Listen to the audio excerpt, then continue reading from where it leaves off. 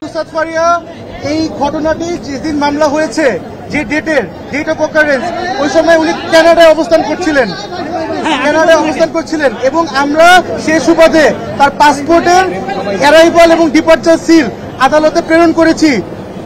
তার পরিপ্রেক্ষিতে আদালত বলেছে যে সামনের 25 তারিখ পুলিশকে 22 তারিখ এটা পুলিশকে দিয়ে তদন্ত করে রিপোর্ট দিতে এবং জামানির ফিরে শুনানি হবে। ঢালাইয়ের সেরা প্রিমিয়ার সিমেন্ট।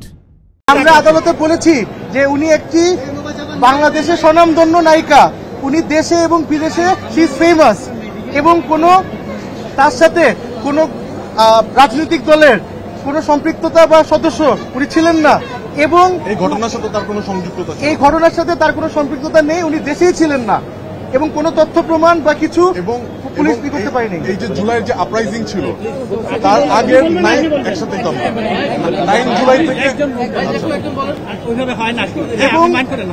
এবং সবচেয়ে গুরুত্বপূর্ণ কথা হচ্ছে যে আমার মক্কেল উনি দেশেই ছিলেন না এবং তার ফেসবুকে আপনি যদি দেখবেন সপক্ষে বেশ কিছু পোস্ট আছে এই বিপ্লবের সপক্ষে।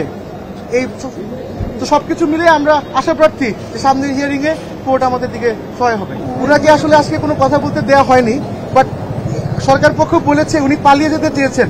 আপনি যদি দেখেন জুলাই থেকে এই পর্যন্ত 3-4 বার উনি দেশের বাইরে ট্রিটমেন্টের জন্য, শুটিং এর জন্য যে আবার চলে এসেছেন, তার কিন্তু পালানোর কোনো ইন্টেনশন বা মোডাস অপারেন্ডি নেই।